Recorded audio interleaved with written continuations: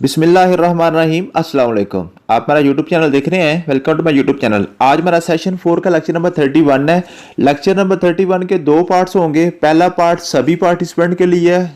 आप जो हमारे पास ग्रुप चल रहे हैं FIA के वाले से, लिटरेसी मोबिलाइजर के वाले से और फूड डिपार्टमेंट के वाले से, जो हमारे ग्रुप चल रहे हैं, जो आप हमारे साथ तैयारी कर रहे हैं, सभी लोगों के वाले से आप सभी लोगों ने पहला पार्ट देखना है, सभी लोगों ने पहला पार्ट याद करना है।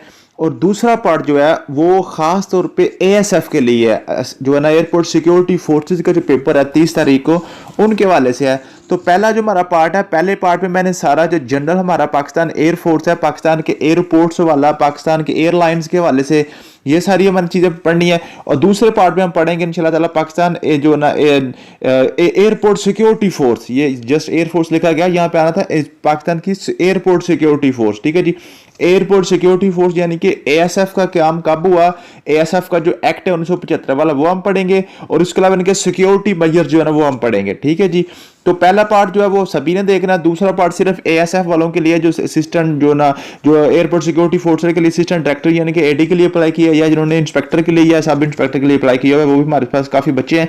तो वो सेकंड पार्ट आप लोग जो ना ASF वालों के लिए तो दोनों पार्ट्स इंपॉर्टेंट है, और जो दूसरे FIA वाले, फूड डिपार्टमेंट वाले और लिटरेसी मोबिलाइजर वाले, उनके लिए जो है ना फर्स्ट पार्ट ही काफी होगा। ठीक है, एजुकेटर्स वाले और जो लेक्चरर वाले हैं वो भी, उन्होंने भी फर्स्ट पार्ट याद करना है। ठीक है जी, जो सबसे पहले जो पाकिस्तान एयरफोर्स के वाले से जो बात आती है, सबसे पहले जो आपने बात याद करनी है PIA के वाले से बात याद करनी होती है। और ये मैंने सारे नोट्स जो मैंने जी उर्दू मीडियम बनाया ताकि आपको समझ आसानी से आ जाए। देखें, मकसद होता है बात को समझना, कंसेप्ट को क्लियर करना। बाकी ये सारी चीज़ें आपको आनी तो इंग्लिश में ही है पेपर में, लेकिन अगर आपके माइंड में कंसेप्ट क्लियर हुआ होगा ना उर्दू में, तो फिर उर्दू से इंग्लिश को ट्रांसफर करना या वहाँ पर ट्रांसलेशन करके आप उसको करेक्ट करना, वो आपके लिए मसला नहीं होता। इसके अलावा ये जो सारी चीज़ें हैं, इसका इंग्लिश मीडियम भी जो आपका ASF का एक्ट है, वो भी आप सभी को मैं इंशाल्लाह ताला व्हाट्सएप में शेयर कर दूंगा। व्हाट्सएप मेरा नंबर आपके स्क्रीन पर चल रहा है, अगर आप पहले तो वीडियो देख रहे हैं 0343663103 मेरा नंबर है। आप व्हाट्सअप करें इंशाल्लाह ताला, हम आपको भी अपने व्हाट्सएप ग्रुप में ऐड कर लेंगे। व्हाट्सएप ग्रुप में मेल और फीमेल के सेपरेट रखते हैं, और फीमेल के नंबर की 100% छोटी रखते हैं, उसकी जो प्राइवेसी है। और हम आपको जो गवर्नमेंट जॉब की, कोई भी आप गवर्नमेंट जॉब की पेपर की तैयारी कर रहे हैं तो पेपर पास कराने की हम आपको गारंटी देते हैं इंशाल्लाह ताला। हमारा पेपर जो है ना हमारे नोट्सों से आता है और आपका पेपर क्लियर हो जाता है। तो सबसे पहले आपने जो बात करना है जी PIA के वाले से याद करनी है। PIA जो है ना 1955 में बना था जी पाकिस्तान में PIA, और पाकिस्तान का ये पहला इंटरनेशनल अदारा है। ठीक है, पाकिस्तान का जो पहला इंटरनेशनल इंस्टीट्यूशन था वो PIA था। ठीक है, पाकिस्तान का जो, ठीक है, और ये वैसे बना 1946 में था, जो पाकिस्तान की आजादी से पहले बना था, और इसका नाम था जी ओरिएंट एयरवेज। इसका सबसे पहला नाम क्या था? Orient Airways. आजकल ये बैन हो चुकी है। ठीक है, अब ये पाकिस्तान जो है ना इंटरनेशनल एयरलाइंस है PIA। ठीक है जी, ये पाकिस्तान का सबसे पहले था, ये आपने याद करने बात अक्सर पूछ ली जाती है। उसके बाद जी जो है ना पाकिस्तान इंटरनेशनल एयरलाइन जो है ये कॉर्पोरेशन लिमिटेड है। ये वैसे तो पाकिस्तान का ये गवर्नमेंट का था, लेकिन इसके 13% जो शेयर है ना वो प्राइवेट भी है आजकल चल रहे हैं, शेयर जो है ना हिस्से जो मैंने लिखा हुआ है। ठीक है जी, इसके अलावा जी पहले मिनिस्ट्री ऑफ डिफेंस के तहत काम करता था, आजकल ये सिविल एविएशन के अंडर काम कर रहे, भी पूछ लेता है। उसके अलावा पूछ लेता जी जहाज के, ये बात लिखा गया जहाज आना था। ठीक है जी, जहाज के केबन में कितनी क्लासेज होती हैं वो पूछ लिया जाता है। इकोनॉमी क्लास, इकोनॉमी प्लस और बिजनेस क्लास, ये 3 क्लासेज होती हैं, ये पूछ लिया जाता है। और उसके अलावा जो कंपनी है PIA, इसका जो मरकजी दफ्तर है, जिसके हेडक्वार्टर्स है, वो कहाँ पे है? वो कराची में है। ठीक है जी, और उसके बाद पाकिस्तान में तकरीबन 139 जो है ना छोटे बड़े एयरपोर्ट्स काम कर रहे हैं पाकिस्तान में। और पाकिस्तान के जो नेशनल है वो 30 है, और इंटरनेशनल जो हमारी परवाजें हैं वो 28 ममालिक में जाती हैं। ये पूछ लिया जाता है कि पाकिस्तान कितने ममालिक के साथ पाकिस्तान के जो है ना परवाजें जा रही हैं, तो वो आप 28 ममालिक में 36 एयरपोर्ट्स को टच करती हैं पाकिस्तान PIA की परवाजें। ठीक है जी, और उसके बाद पाकिस्तान की जो प्राइवेट एयरलाइंस है वो हमारे पास हैं जी, Air Blue, Star Aviation, Air Indus, Air Sial, Aero Asia, Air Bhoja Air. ठीक है, बोजा एयर भी बैन हो चुकी है। ठीक है, रॉयल एयर, शाहीन एयर और सीरियन एयर और VNI इंटरनेशनल। ठीक है जी, तो ये पाकिस्तान की जो प्राइवेट है ये पूछ ली जाती हैं। और उसके बाद दुनिया के जो मशहूर 3 एयरलाइन ये पूछ ली जाती हैं कि ये जो KLM एयरलाइन, ये सबसे पुरानी है, दुनिया की सबसे ओल्डेस्ट जो आपकी एयरलाइन है वो KLM है। ये नीदरलैंड और फ्रांस दोनों की मिलकर बनाई हुई है। ठीक है, दोनों करेक्ट होते हैं, अगर फ्रांस पूछ लिया तो फिर भी करेक्ट है, अगर नीदरलैंड पूछ लिया जाए फिर भी करेक्ट है। ठीक है, डेल्टा एयरलाइन ये अमेरिका की है, USA की। ठीक है जी, साउथ वेस्ट एयरलाइन भी अमेरिका की है। और ठीक, IAG एयरलाइन आप अक्सर पूछ लिया जाता है। ठीक है जी, ये जो स्पेन और UK और आयरलैंड तीनों की मिलकर बनाई हुई है। ठीक है, उसके बाद रेयान एयरलाइन, ये बड़ा इंपॉर्टेंट है, पूछ लिया जाता है। रेयान एयरलाइन आयरलैंड की है। ठीक है जी, और उसके बाद लुफ्थांसा एयरलाइन जो जर्मनी की है, और एमिरेट्स एयरलाइन यूएई यानी कि दुबई की है, और जो किंग फिशर एयरलाइन है ये इंडिया की है। ये पूछ ली जाती है आमतौर पे, ठीक है। उसके बाद पाकिस्तान के एयरपोर्ट्स, पाकिस्तान में इस वक्त तकरीबन 139 छोटे बड़े एयरपोर्ट्स हैं, और पाकिस्तान का सबसे पुराना एयरपोर्ट जो है ना, एयरपोर्ट जो जिन्ना एयरपोर्ट इंटरनेशनल कराची वाला है, और उसका सबसे बड़ा एयरपोर्ट जो है पाकिस्तान का वो जो इस्लामाबाद इंटरनेशनल एयरपोर्ट है। और पाकिस्तान का तीसरा बड़ा इंटरनेशनल एयरपोर्ट जो है ना, लामा इकबाल इंटरनेशनल एयरपोर्ट, ये लाहौर में वाक़ है। ये पूछ लिया जाता है कि लामा इकबाल इंटरनेशनल एयरपोर्ट कहाँ पे है, ठीक है। ये सारे नोट्स मैं आपको भेज दूंगा व्हाट्सएप में, आप इनको पढ़ लीजिएगा। और इसके अलावा इसके इंग्लिश मीडियम जो आपका ओरिजिनल जो एक्ट है ना ऐसा का, वो भी मैं आपको इंशाल्लाह भेज दूंगा। उसके बाद दुनिया के मशहूर तरीन जो एयरपोर्ट्स हैं वो कौन कौन से हैं जी? वो किंग फाहद इंटरनेशनल एयरपोर्ट सबसे बड़ा एयरपोर्ट है, दमाम सऊदी अरब का है, ठीक है। उसके बाद जो है ना डेनवर इंटरनेशनल एयरपोर्ट ये यूएसए का है। उसके बाद ओरलैंडो जो इंटरनेशनल एयरपोर्ट है ये भी यूएसए का है। जो बीजिंग और शंघाई ये दोनों चाइना के हैं। और उसके कायरो इंटरनेशनल जो मिस्र का है। और उसके बाद जो है ना आपका जो ना बैंकॉक थाईलैंड का ये एयरपोर्ट ये बड़ा इंपॉर्टेंट है, ठीक है। ये पूछ लिया जाता है, ठीक है जी, समझ आ गई है। उसके बाद जो है ना पाकिस्तान जो ना एयरपोर्ट सिक्योरिटी फोर्स के हवाले से ये जो दूसरा पार्ट है हमारा एएसएफ वालों के लिए। एएसएफ जो है ना जी, एएसएफ की जो मालिक है ये फेडरल कैबिनेट इसको ओन करती है। वफाकी हुकूमत, ये वफाकी अदारा, ये पूछ लिया जाता है कि ये सूबाई अदारा है कि वफाकी अदारा, यानी कि प्रोविंशियल इंस्टीट्यूशन है या ये फेडरल इंस्टीट्यूशन है। तो ये फेडरल इंस्टीट्यूशन है, ठीक है जी, वफाकी अदारा है। फेडरल कैबिनेट इसको ओन करती है। फेडरल कैबिनेट का जो मिनिस्टर एविएशन होता है ना आजकल, जो साद रफीक साहब हैं, ये पूछ लिया जाएगा, अब हो सकता है इसी पेपर में आगे आ जाए एविएशन का मिनिस्टर आजकल कौन है। तो वजीर हवाबाजी जो है पहले जो गुलाम सरवर साहब पीटीआई के दौर में, आजकल जो ख्वाजा साद रफीक साहब हैं ये इसको हेड करता है, ठीक है जी। वैसे तो इसके हेड तो फेडरल कैबिनेट करती है, वफाकी हुकूमत करती है, लेकिन वफाकी हुकूमत का जो उनका हिस्सा होता है ना जो मिनिस्टर एविएशन, इसके अंडर आता है ये ख्वाजा साद रफीक है। और ख्वाजा साद रफीक के साथ होते हैं जी सेक्रेटरी एविएशन, ठीक है, वो आजकल सैफ अंजुम साहब हैं, ठीक है। और ये जो मैंने ग्रीन कलर में लिखे हुए हैं ना तीन चीजें, फेडरल कैबिनेट और मिनिस्टर एविएशन और सेक्रेटरी एविएशन, ये सारी जो है ना ये अथॉरिटीज हैं, रूलिंग अथॉरिटीज, मीन जिन्होंने रूल पास करने होते हैं। एएसएफ के जितने भी रूल्स बनते हैं ना, एएसएफ के जितने कवानीन बनते हैं वो ये तीन लोग करते हैं, फेडरल कैबिनेट, मिनिस्टर एविएशन और सेक्रेटरी एविएशन, ठीक है, ये मिलकर बनाते हैं। और ये जो रेड कलर में लिखे है ना ये उन रूल्स की इंप्लीमेंटेशन करते हैं। ये बड़ा इंपॉर्टेंट क्वेश्चन है, ये रेगुलराइजेशन वाले हैं, ठीक है। ऊपर जो ना वो रूलिंग अथॉरिटीज हैं जो रूल बनाते हैं, और ये नीचे रेगुलेशन वाले हैं, ठीक है जी, जो रेगुलेट करने होते हैं, जिन्हें इंप्लीमेंट करने होते हैं, ये पूछ लिया जाता है।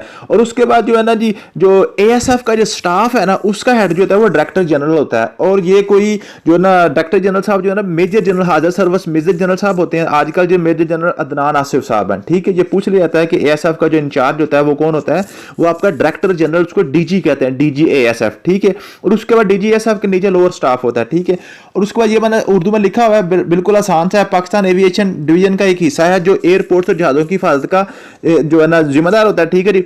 कस्टम एक्ट 1969 के तहत 1969 में कस्टम एक्ट आया था, उसमें कस्टम का महकमा बना था, वो सारा पाकिस्तान के पोर्ट्स और पाकिस्तान के एयरपोर्ट्स को जो डील कर रहा था। फिर कस्टम वालों की मदद के लिए, उनकी सिक्योरिटी के लिए जनाब क्या बना, एएसएफ बना, ठीक है जी।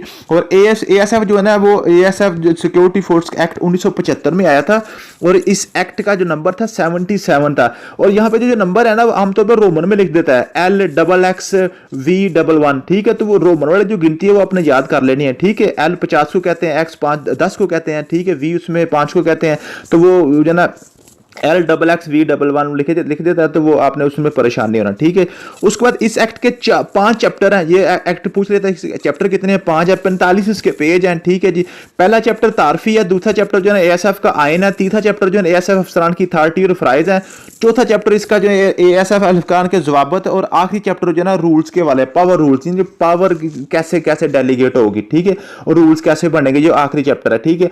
और इस फोर्स को पाकिस्तान एविएशन डिवीजन के मतहत किया गया। एविएशन डिवीजन के मतहत ये फोर्स है, एयरपोर्ट सिक्योरिटी फोर्स, ठीक है। इसका सरबराह एक हाजिर सर्विस मेजर जनरल होता है। इस फोर्स से इंस्पेक्टर से निचले रैंक ऑफिशियल की भर्ती डायरेक्टर जनरल करता है। ये बड़ा इंपॉर्टेंट पूछ लिया जाता है कि इंस्पेक्टर से नीचे जो भर्ती होती है ना, जो सब इंस्पेक्टर होते हैं, एएसआई होते हैं, कारपोरल होते हैं, इसमें सिपाही को कारपोरल कहते हैं, ठीक है, वो डायरेक्टर जनरल करता है उसकी भर्ती। और जो उसके ऊपर इंस्पेक्टर और असिस्टेंट डायरेक्टर वगैरह जो हायर लेवल हो कहते हैं, वो फेडरल पब्लिक सर्विस कमीशन यानी कि फेडरल गवर्नमेंट करती है एफपीएससी के थ्रू। ये पूछ लिया जाता है पेपर में, ठीक है जी।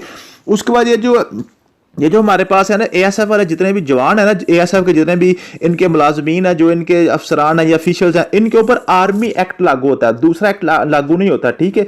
आर्मी एक्ट 1955 वाला, ठीक है। और ये एक्ट नंबर 39 है, 39, ठीक है जी, एक्ट नंबर 39 था, ठीक है।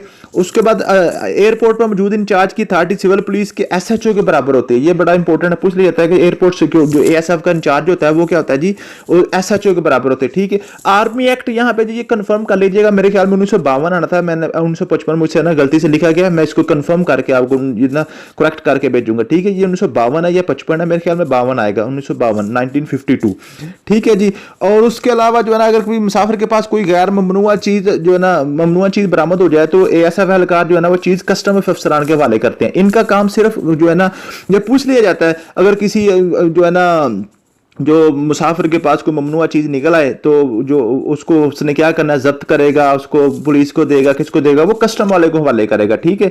ये इनकी नेक्स्ट जो ना, जो एएसएफ को रूलिंग वगैरह पूछ ली जाती है। उसके बाद जो है ना, अगर कोई एएसएफ एहलकार जो है 90 दिन से ज़्यादा बगैर बताए कहीं पर रहता है तो उसको फिर डिसमिस कर दिया जाता है, ठीक है। 90 दिन से ज़्यादा अगर हो तो फिर वो बहाल नहीं होता, ठीक है।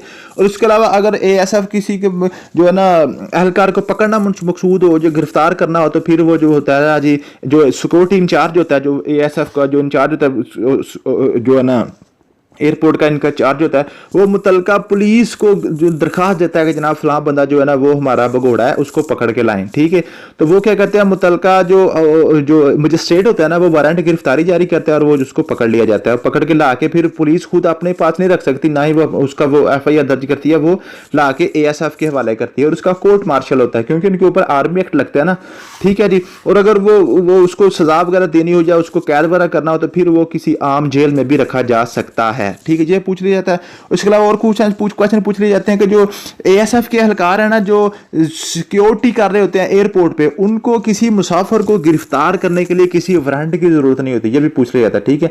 और उसके अलावा वेपन वगैरह अगर किसी के पास निकल आए तो वेपन वाले से वो अगर तो वो जो है ना मुसाफिर अपने वेपन का जो है ना लाइसेंस वगैरह दिखा दे तो फिर ठीक है, अगर लाइसेंस ना हो तो फिर उसको वेपन को भी पकड़ रखना भी जुर्म है। ये पूछ लिया जाता है अक्सर पूछ पेपर में, अगर वेपन हो तो फिर क्या करेगा, तो जो है ना एएसएफ एहलकारों से लाइसेंस तलब करेगा, लाइसेंस अगर उसके पास है तो फिर ठीक है, ठीक है जी, समझ आ गया। और उसके अलावा ये पूछ लिया जाता है कि एएसएफ के जो कवानीन है ना, वो जो है ना सिविल एविएशन ऑर्गेनाइजेशन जो है ना, इंटरनेशनल सिविल एविएशन ऑर्गेनाइजेशन, इसकी ना आमतौर पे वो इसकी एब्रीवेशन पूछ लेता है, जो है ना ICAO international civil aviation organisation, ठीक है। ये पूछ लिया जाता है, ये आपने याद कर लेना। इसके अंडर और पाकिस्तान ने ये जो ऑर्गेनाइजेशन 1974 में नवंबर 1974 में इसको ज्वाइन किया था, ठीक है।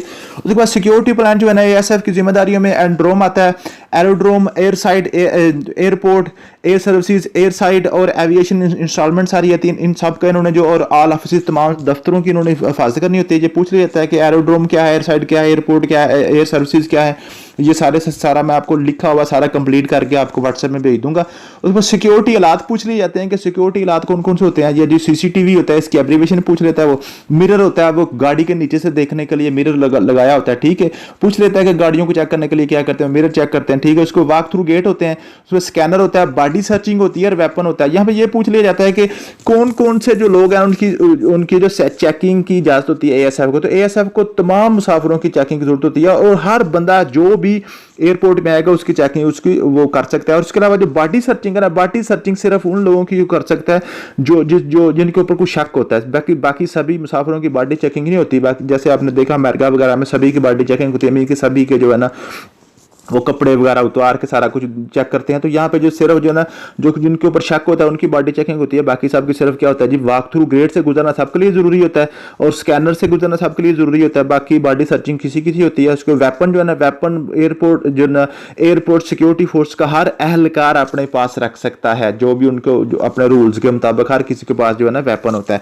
तो ये आपके चंद मोटे मोटे सीधे क्वेश्चन थे। उम्मीद है कि आपको एयरपोर्ट जो है ना सिक्योरिटी फोर्सेज के हवाले से इसमें काफी आपकी हेल्प हुई होगी। ये सारे नोट्स मैं आपको भेज दूंगा।